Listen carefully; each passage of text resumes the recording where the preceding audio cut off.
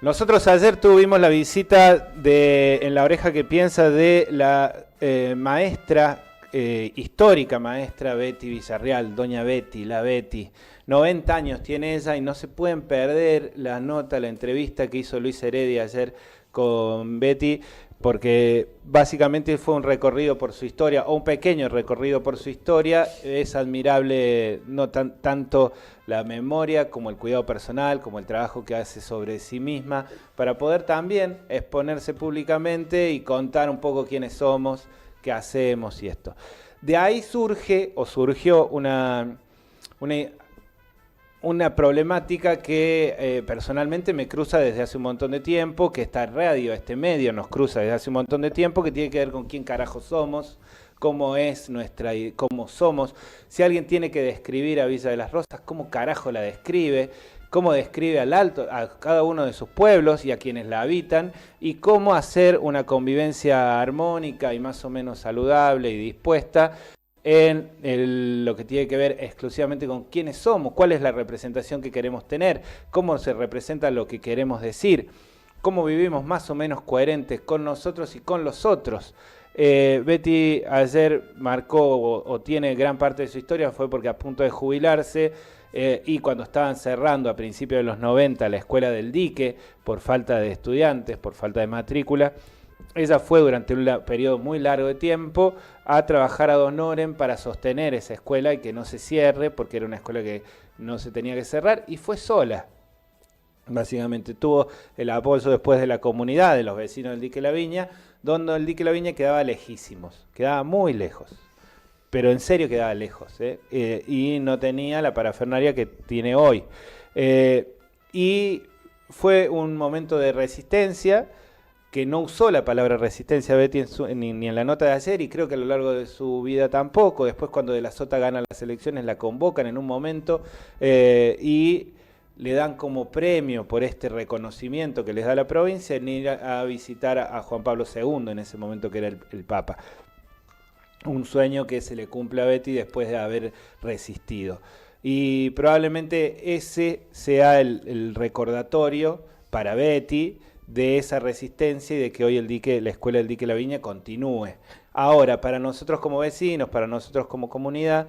ese reconocimiento es un reconocimiento sobre todo de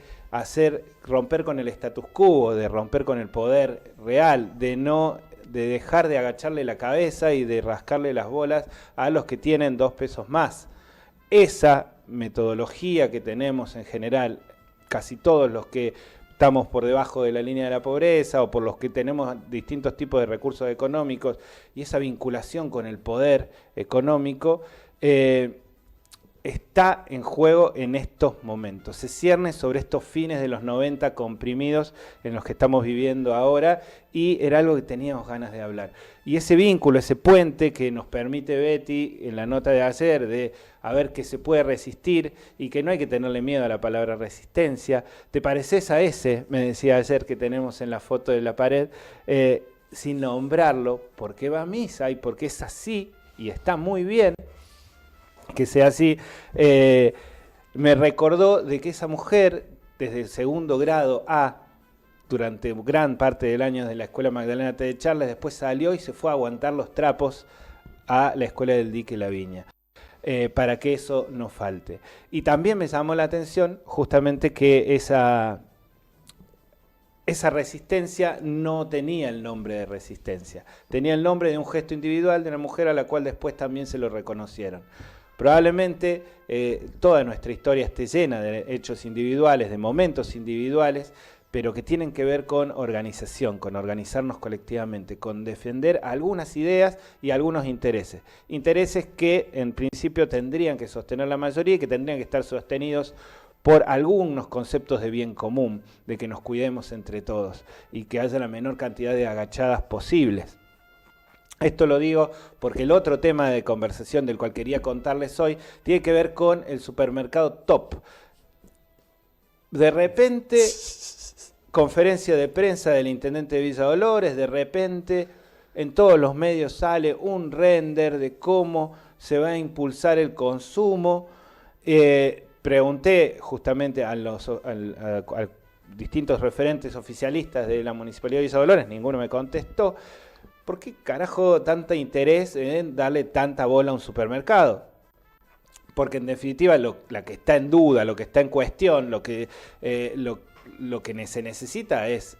producir más que consumir, porque paquete de yerba conseguimos lugares. Entonces centralizar, volver a monopolizar el consumo en una parafernaria que va a generar hasta en los medios de comunicación, seguramente Top no ha puesto un peso en publicidad incluso, ¿no? Pero en los medios de comunicación diciendo dónde descargar para inscribirse para los 20 puestos de trabajo que va a generar el supermercado Top entre cajeros y supermercados, sin tener en cuenta la cantidad de kioscos que van a cerrar por eso, o los almacenes de cercanía que van a cerrar por eso,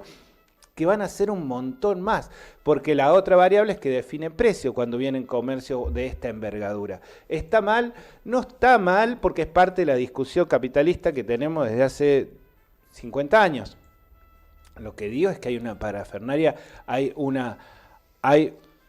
baba corriendo, bajándose por la comisura de los labios de gente diciendo, wow, vamos a tener un shopping tan pavota, que daba bronca porque decís, bueno, pará, si tuviéramos el mínimo de entusiasmo en generar, en producir cosas, en generar puestos de trabajo, en alinear un poco lo que tiene que ver la oferta con la demanda y el valor de la oferta con el valor de la demanda y ver cómo carajo hacemos para bajar el costo de los servicios, para que no se vayan gran parte de los ingresos en centrales que nos ofrecen servicios y que también están en otro lado, digamos Netflix, digamos Temu, digamos Cablevisión o cualquiera de estos servicios. Ver cómo afianzamos las empresas locales, las economías regionales, cómo carajo hacemos con la papa que la están vendiendo a 6.000 pesos la bolsa, cómo están enterrando la cebolla en San Vicente porque no la pueden vender. Y en vez de discutir o de debatir o de ver cómo carajo hacemos para que eso se reparta, estamos todos aplaudiendo desaforadamente la llegada de un nuevo monopolio de consumo en la ciudad de Villa Dolores, muy contentos porque va a ser grandote. Y en ese punto, tercer punto que quería mencionar en el día de hoy, que si tienen ganas después lo vamos discutiendo también en redes sociales, tiene que ver con que este domingo se vota, hay elecciones en el conurbano bonaerense, un conurbano que tiene barro hasta el cuello, que creció desde los últimos 70 años horriblemente, que gran parte del problema a la Argentina tiene que ver con la habitacionalidad del conurbano bonaerense, tiene que ver con esa cultura de haber tanta gente viviendo junta en un mismo lugar dependiendo de los mismos servicios. Esa potencia en elecciones y esa potencia también de tanta gente junta en los mismos lugares, cuando tenemos un país tan grande y tan rico en otros recursos, define casi todo, porque lo definió casi todo desde Roca para acá. Entonces, si el día domingo a la noche las elecciones son catastróficas para el gobierno nacional, es muy probable de que el dólar el lunes haya una escapada inflacionaria nuevamente. Si las elecciones son más o menos, es muy probable de que nos quedemos con esta sábana corta un tiempito más, estirándola mientras este gobierno de locos, este lugar de locos y esta falta absoluta de dirigencia que ya da tanta bronca, que no estén, que no aparezca, que nadie diga nada nuevo, van a instalar, si va a seguir esta muerte así lenta durante un tiempo más. Si del domingo a la noche surge sobre todo alguna representación de los intereses populares, bienvenido sea. Ayer hubo una representación de los intereses populares